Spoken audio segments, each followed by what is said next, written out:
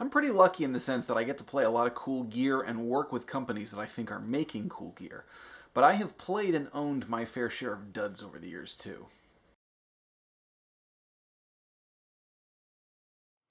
What's up, everyone? I'm Jack Fossett. Welcome to the channel and welcome to Real Guitar Talk. Today is Super Bowl Sunday.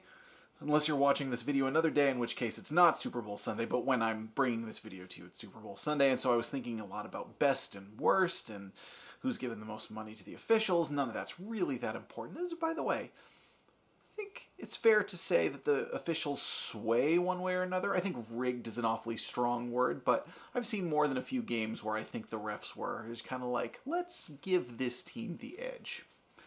That's neither here nor there.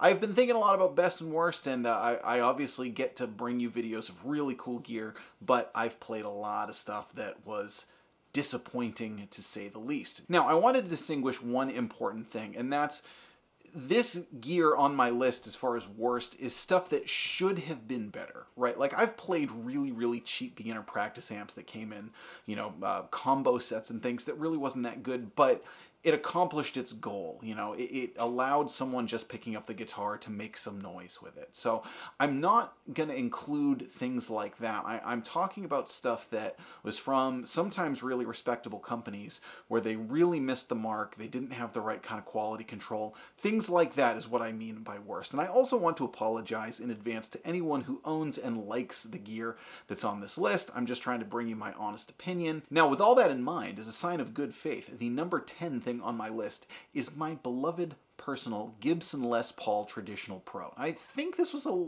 Traditional Pro 2. I don't remember exactly which number it was. I won this guitar in Guitar Center Blues Masters, and that was a special thing for me. It was the first kind of serious thing that I did in music that held any weight, and I also got it right after my second daughter was born. It's kind of a rosy color. It's a wine red. It was actually called Merlot that year. It was a wine red that's kind of rosy. Her middle name is Rose. It's a very, very special guitar to me nostalgically.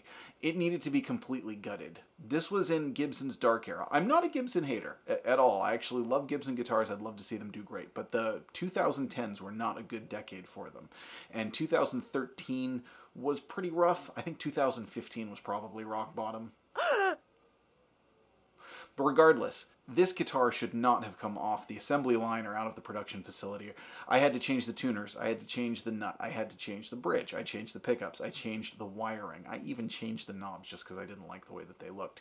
And even now, it still has some neck issues. Interestingly, several other 2013 Gibsons that I've owned have also had neck issues, and one of the reasons seems to be that they used a very soft kind of wood up near the truss rod. So like on an SG that I have from 2013, the truss rod nut actually was sort of slowly sinking in, making it constantly bow, and also very, very difficult to actually turn it. I had to have that fixed by a professional luthier. So again, sign of good faith, I'm going to start with a guitar that I actually still own for nostalgic reasons, and like now, it plays pretty good, but it still could use a little work. It really was not a great guitar. Number 9, GFS lipstick pickups. I, like many of you, have probably experimented with several GFS things over the years, and sometimes they make some pretty good stuff for pretty inexpensive. The lipstick pickups were the most disappointing pickups I've ever played in my life. They just sounded dull and muddy, and they didn't sound anything like you expect a lipstick pickup to sound like, which is sort of bright and jangly and twangy and clear and a little bit on the thinner side.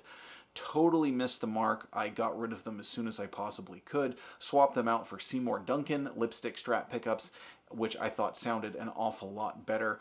That GFS set was just one that I can't in any way recommend to anyone. Number 8 on my list, the MXR Classic Overdrive. Anybody remember these? These were, I got it as, it was like a doorbuster deal at Guitar Center. I think it was like $40 or $45 brand new. They didn't even have them out to try. This is the only time I've ever bought something on a whim, brought it home, plugged it in, and then immediately driven back to the store and returned it because it just was really muddy. It kind of took away all definition of my signal. I actually like Jim Dunlop pedals and MXR stuff and Way Huge and all their associated brands, and this one just didn't do it for me at all. I thought it was terrible, and unfortunately it's not the only Jim Dunlop pedal on this list. Stay tuned. Number 7, BBE Wah.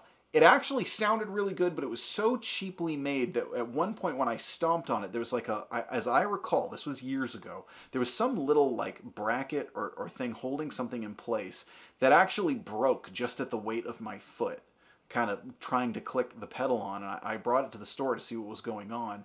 And the guy who fixes pedals for me at the local store, he was just like, this is so cheap, we can't even fix this. They returned it to the manufacturer. I got a refund, and I just never tried it again because he said, he was like, this is so cheaply made, there's no way they should be sending these out.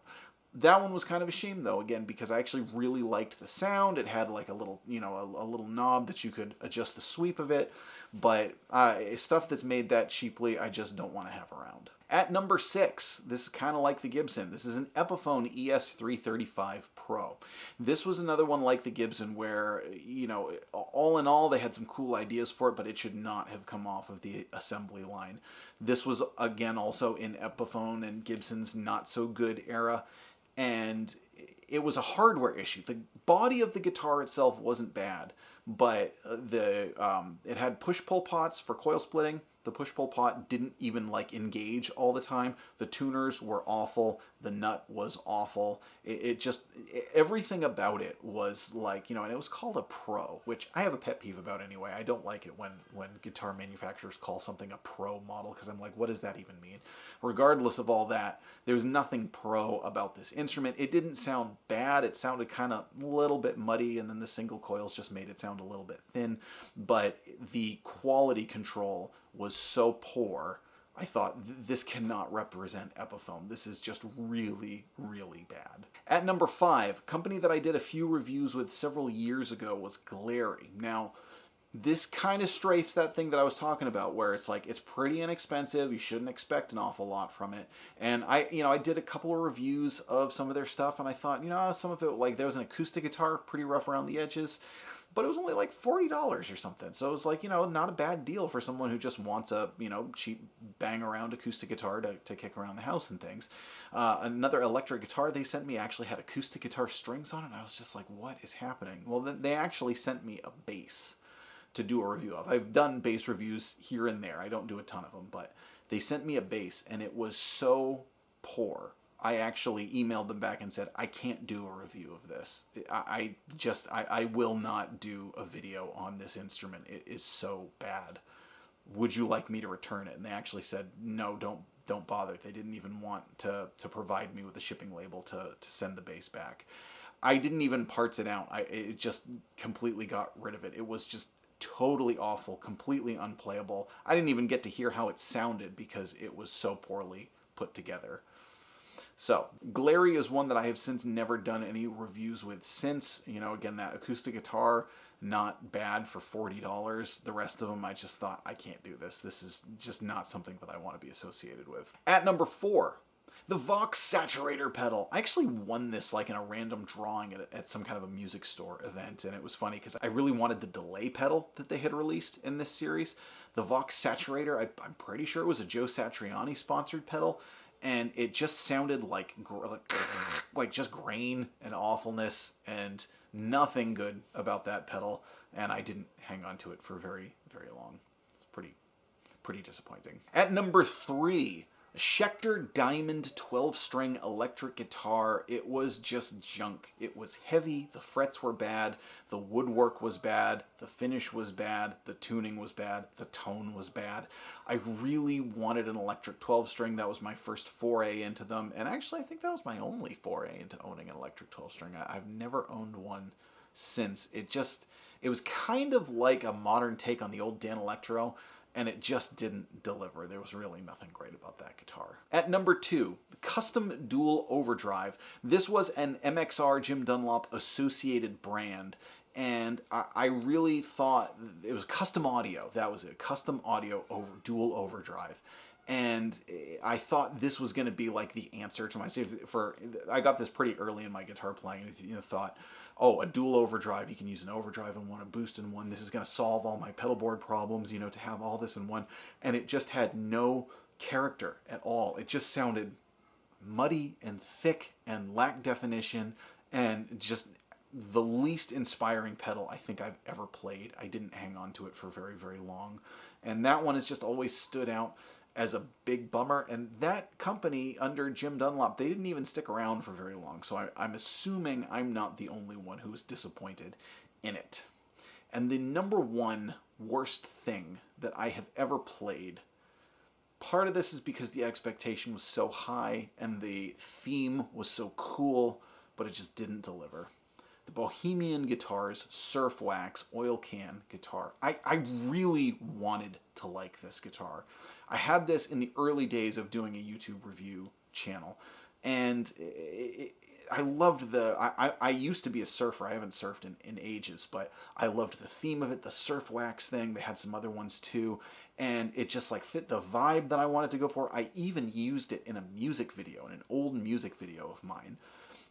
But when push came to shove, it was just not a good instrument. I kind of like I said, I gigged with it a little bit. I used it in the music video. I never used it to record with other than doing videos. And I wanted to like it so bad, but it fed back like a banshee at really, really bad frequencies. The oil can was pretty like unstable. It made the neck feel unstable. The neck itself was really cheap. The frets weren't good. It felt very, very uneven. It never held its tune particularly well. And that's one that is just so disappointing to me because it had so much promise and the idea was so cool. The oil can guitar I thought was such a cool idea, and it just unfortunately didn't deliver.